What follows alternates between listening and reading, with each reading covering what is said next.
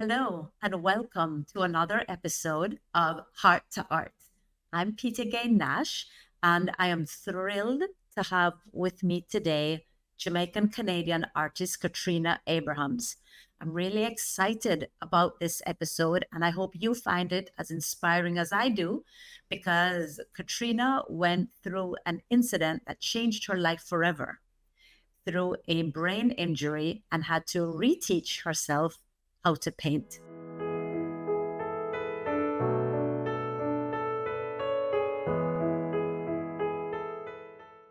Hello, Katrina, and welcome to Heart to Art. Thank you, Peter Gay. It's lovely to be here. I'm so glad you are here, and I'm really excited about this episode because you have so much to share. But let's start with how you started as an artist. I started out working in a customer service job and doing my art. Well, actually, I did that and I went to art school. Then I took a sabbatical and eventually mustered up the courage to go full time into my passion and dream. When you say mustered up the courage, what do you mean by that? Well, everybody knows the term starving artist. And because art is a luxury, it's a bit daunting to launch into a full-time career because, it's not nobody's paying you a paycheck every month. So there's a lot of learning involved in terms of how to manage your money, how to budget for not only your living expenses, but your marketing, your art shows, all of that, it's quite daunting. Do you think you've been able to manage that? Meaning you're an artist, but there's also the business side. Do you feel that you have accomplished what a lot of artists need to do, which is to manage the creative with the business? Absolutely. I will say I have an unfair advantage of having a father who is a businessman, very business minded, and I was able to learn quite a bit from him, in terms of not only realizing what's important in terms of marketing, but also one of his favorite sayings was, "Nothing beats a trial but a failure." So, you try, if you mess it up, you brush off and you try again and you learn from your mistakes. And that's really how I learned. Your art encompasses so many different, how to say, well, you do flora, you do abstract, landscapes, and portraits and women's faces. Tell me a little bit more about that. I started out painting children, but mostly landscapes, especially old cut stone and wattle and daub cottages that were in the Jamaica of old. That was my passion. And in my very first exhibition, someone unknown to me, a little Englishman, came up to me and at the end of the show, he said, all of these houses are very nice, but the faces that you do, there is your gift, because everybody can paint houses. And I thought, what a very straightforward man. But I never forgot what he said. And in truth, painting the human face, often the female face, is my gift. And as a matter of fact, that is how we met at an art show in Port Credit, where my husband and I actually bought a female face from you, and it was so very well done. There was so much strength and vitality in that work, and that's how we originally met. What inspires you to draw women's faces? Being a woman, I can relate, to the struggles women have in today's world. and I'm not minimizing men. They have their own struggles too, but I just identify with the roles and the many hats that women wear in today's society. I mean, we have to be, if you're a single mother like I am, you have to be the breadwinner, you have to be the mother, you have to be the father, you have to be the cook and the cleaner and the disciplinarian. And, you know, it's a lot sometimes if you don't have your eyes fixed on what's important. It is a lot. And a lot of the faces that you do paint, you will see those expressions of, yes, beauty, but also pain, Yeah, resilience. It's all there in the faces that you paint. it is. You know, it's life is a journey, not a destination, as my dad likes to say. And, you know, as I keep trying to teach my 12-year-old son, life is about perspective. And no matter what's going on in your life at any particular time, there is always something to be grateful for. So even though we may be in that refining fire, there is still beauty in it and after it. And I think women should be celebrated.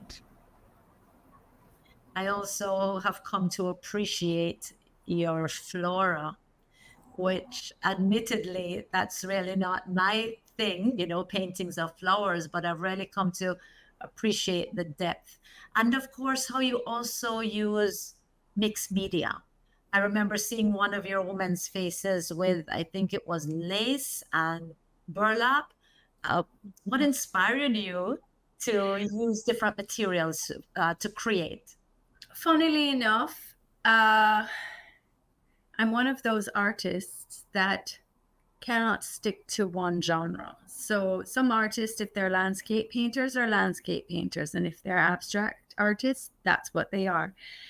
But my personality doesn't lend itself to that. So I get bored easily and I have to try different things. And, you know, even within my female faces and their representation, I was getting a little bored of the traditional oil on canvas, acrylic on canvas. And I thought, oh, how can I use found objects? How can I use texture to really relay my message? And so I made a trip to the store and got all these beautiful ribbons and foils and all sorts of things. And I just experimented and was happy with the result.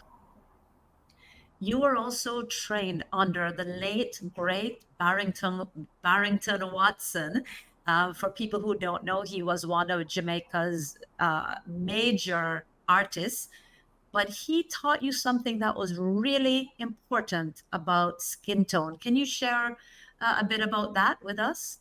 Yes, it was such a privilege to be mentored by Barington Watson. And what a remarkable man and artist he was.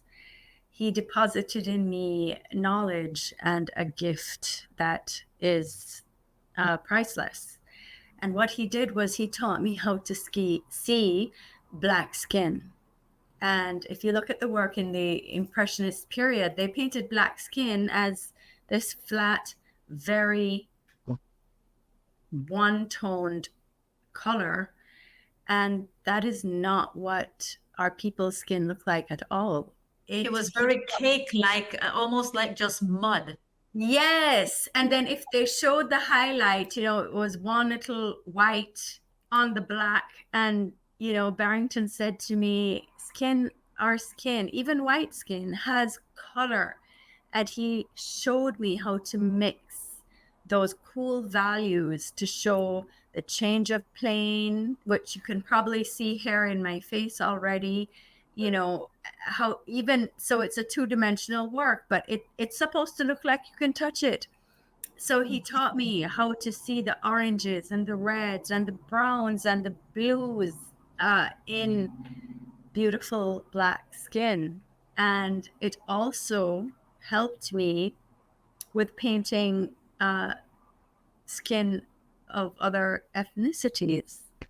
So he taught me to see, you would say. Hmm. How does being Jamaican influence your work? Absolutely, with the color. We are colorful people, and that, no matter how hard I try, that is just a part of me. And I can't resist the urge, to paint in color, because life is colorful and you have to celebrate it.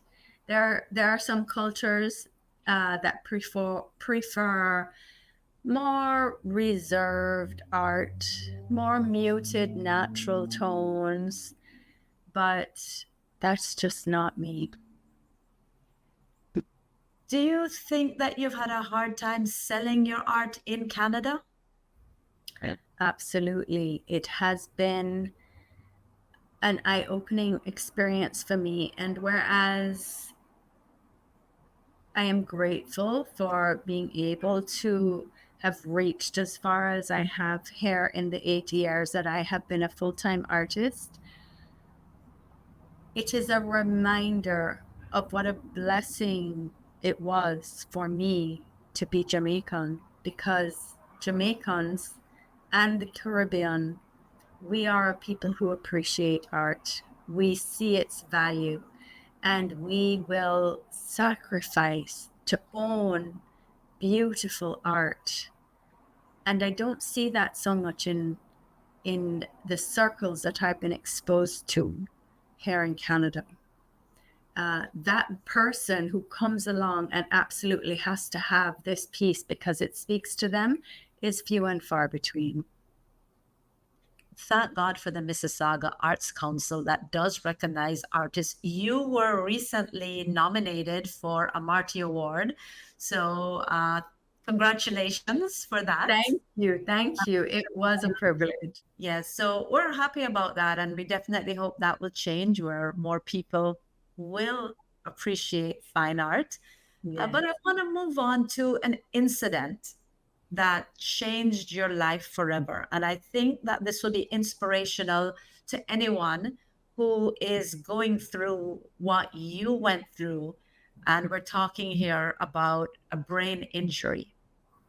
Yes. Well, it's very difficult to talk about, but I'd be happy to share with you and your viewers that, yes, in 2018, I was crossing the road in front of my home on foot, and a car rushed out from a side road and hit me over.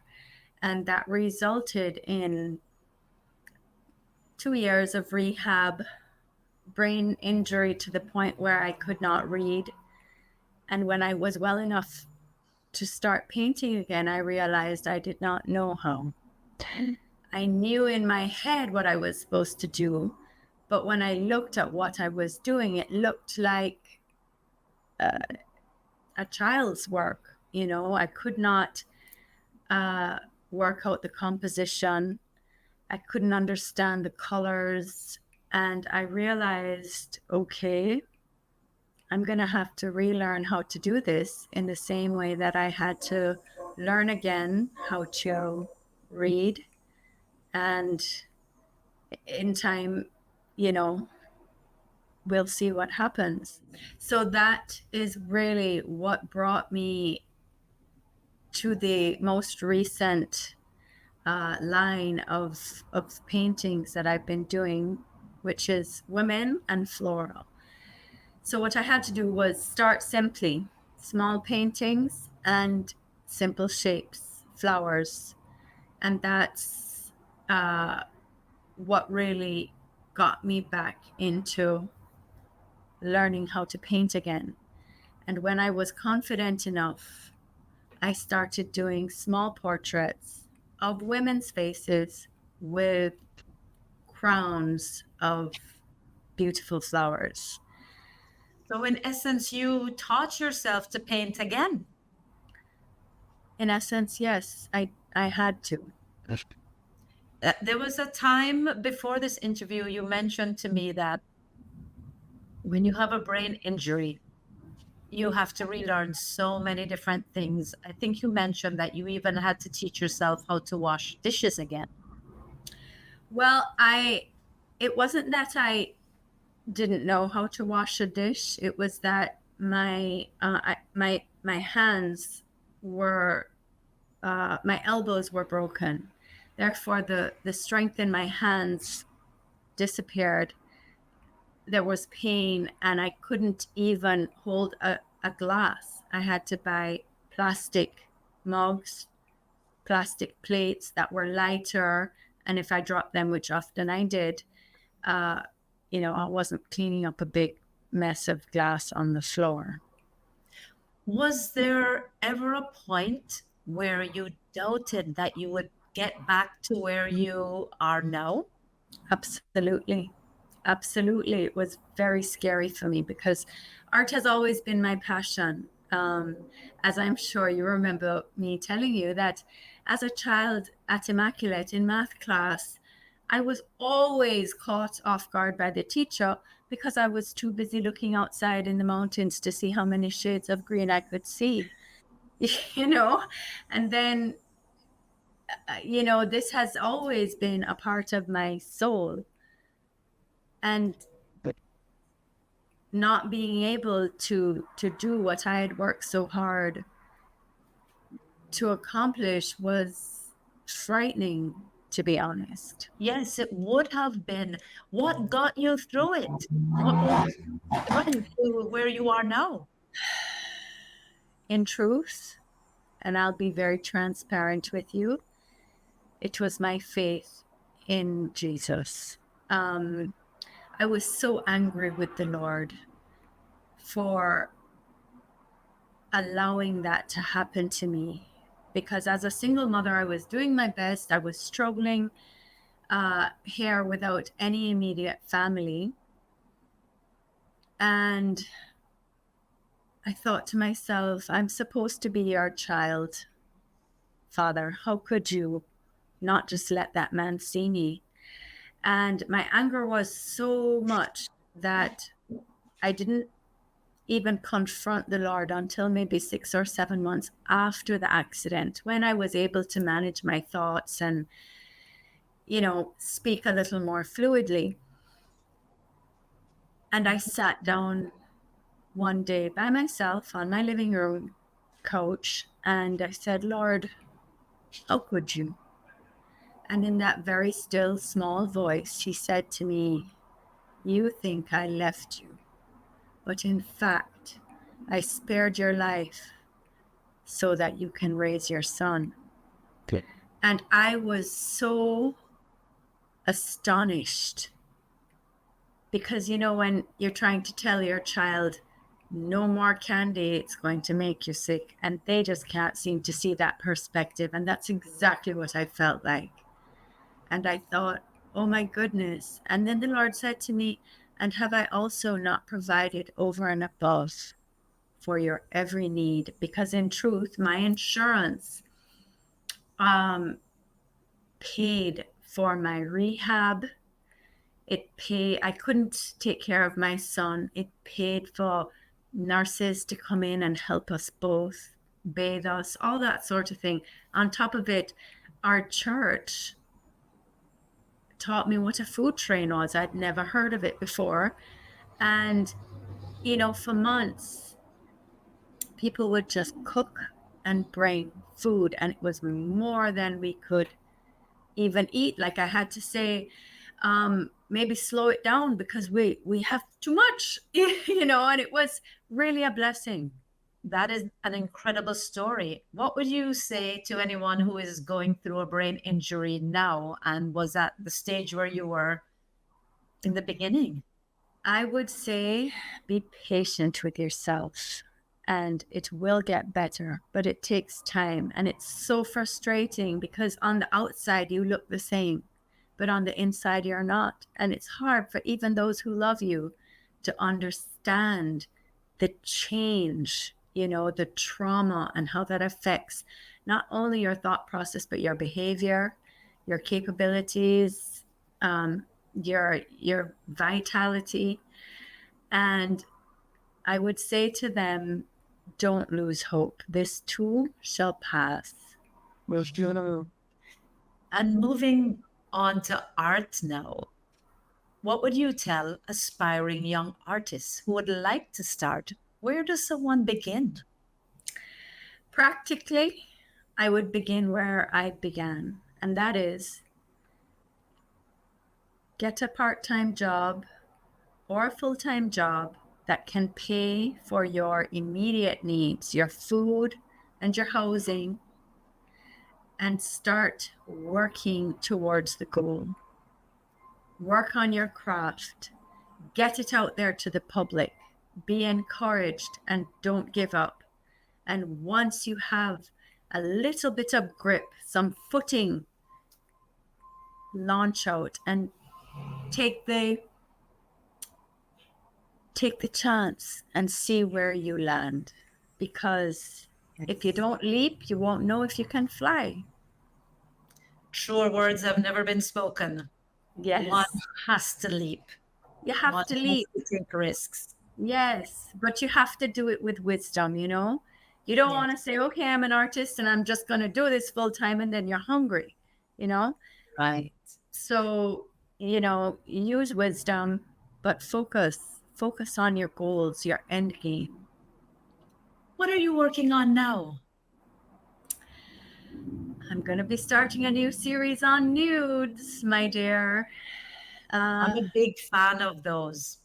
Yes, I find that it's not about perfection. It's not about sexiness. It's about women, because I'm going to be doing female nudes. It's about women accepting their bodies, their beauty, learning to see that beauty is not perfection. Beauty is in the flaw as well. And none of us have these perfect bodies, especially at our age, but it doesn't mean that we are not beautiful. So I'm going to celebrate that. I'm sure a lot of what you've said will resonate with so many of us. We're looking forward to seeing that. Where can people find you? They can find me online. My website is www.katrinaAbrahamsart.com, and also on Instagram as Katrina Abrahams Artist. Not art, Katrina Abrahams Artist. And you can reach me through my website. You can send emails. I'm pretty accessible. Thank you so much for coming on today. I was so thrilled to hear your story, and I'm sure everyone listening will be inspired by the journey that you've gone through. Wow, you've really overcome a lot. Thank you, Pete. I am so pleased to have been a guest on your show, and so grateful for all of the support that I've received over the years, so that it gave me the opportunity to shine as an artist. Thank you, Katrina.